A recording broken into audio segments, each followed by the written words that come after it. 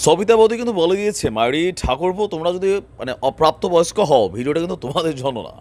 ঘটনা হচ্ছে সকাল সকাল ঘুমোচ্ছিল সবিতা বৌদি, সেই কলকাতা থেকে ফোন দিল, বলো হ্যাঁ রে ঠাকুরপো ঘুম কি ভাঙলো? আমি বললাম কি খবর বৌদি সকাল সকাল, হ্যাঁ? কয় কি মায়েরি মিষ্টি করে কথা বলে, এই তো জন্মের সময় কি মধু দিয়েছিল?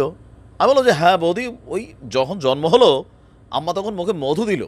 অবশ্য আমার বউ বলে যে আমার মুখে নাকি মধু দেওয়া হয়নি। যাই হোক, সবিতা বলতেছি তাই তো বলি, ভারতের মধু বলে কথা রে, সুন্দরবনের মধু খেয়েই এত সুন্দর সুন্দর কথা বলছিস। আমি বললাম কি বললে মারি, সত্যি করে বলো তো বাবু, হ্যাঁ? সুন্দরবনের মধু তোমাদের ভারতের মধু হলো কবে থেকে? কারে শোন, মধু তো না, কয়দিন পর তোদের ল্যাবরাটাও আমাদের আমরা সত্য করে নিব। আমি বললাম দেখো বৌদি, ভালো হবে না কিন্তু।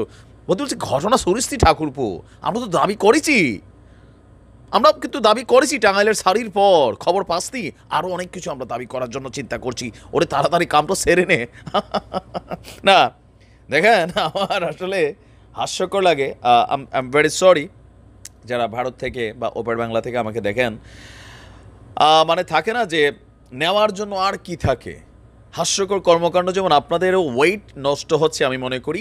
অ্যাজ এ বাংলাদেশি হিসাবে ভারতের সাথে আমাদের একটা সুসম্পর্ক, কলকাতার সাথে, সারা ভারতবর্ষের সাথে বিভিন্ন কারণে আমরা ডিপেন্ডেবল, বাট যখন এরকম ছোটো ছোটো জিনিসগুলো পাবলিকলি কানেক্টেড আপনারা যখন দাবি করে বসেন, তখন বিষয়টা তো এমনই যে কোনো একদিন হয়তো আমাদের লেওরাটাও আপনারা কিন্তু দাবি করে বসবেন মাইটি এটা আমাদেরই, হ্যাঁ?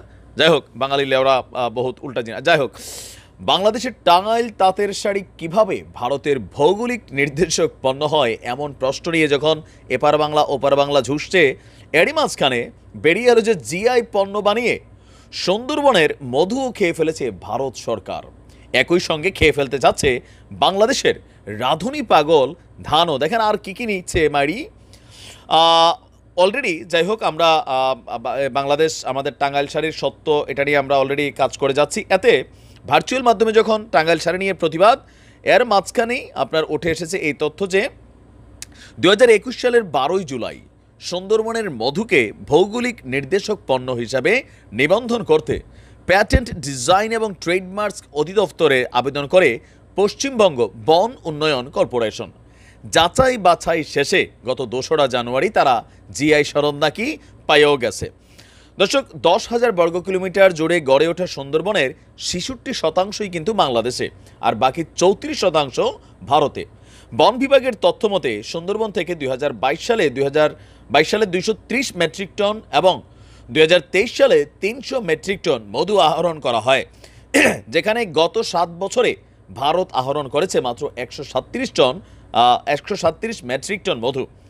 গুরুত্বপূর্ণ এই পণ্য কেন ভারতের আগে জিআই নিবন্ধন করা গেল না, এমন প্রশ্নে বন বিভাগের উপর দায় চাপিয়েছেন প্যাটেন্ট ডিজাইন অ্যান্ড ট্রেডমার্কস অধিদপ্তরের পরিচালক আলেয়া খাতুন।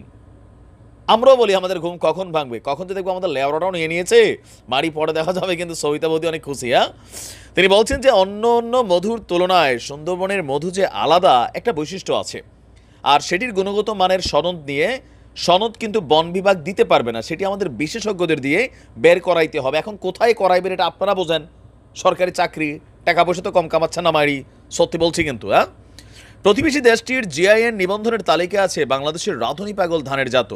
এটিকে 1042তম আবেদন হিসাবে তালিকাভুক্ত করা হয়েছে। এটি জিআই নিবন্ধনের আবেদন করছে পশ্চিমবঙ্গের state agricultural management and extension training institute. আর এইসব খবর যখন আমরা বা গণমাধ্যমের মাধ্যমে বের হচ্ছে, টনক নড়েছে আমাদের কর্তাবাবুদের। সবিতা বৌদির কথায় আমরা কিন্তু দেখতে পাচ্ছি যে বাংলাদেশের অনেক জিনিস আস্তে আস্তে ভারতীয়রা নিজেদের দাবি করবে, but why I don't no.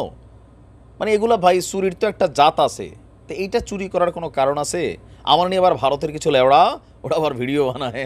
যাই হোক, কলকাতার যারা আছেন, আমি আবার মমতা দিদির ফ্যান, তো আমরা আশা করি মমতা দিদি বিষয়গুলোকে দেখবেন যেন এই কাজগুলো আর না হয়।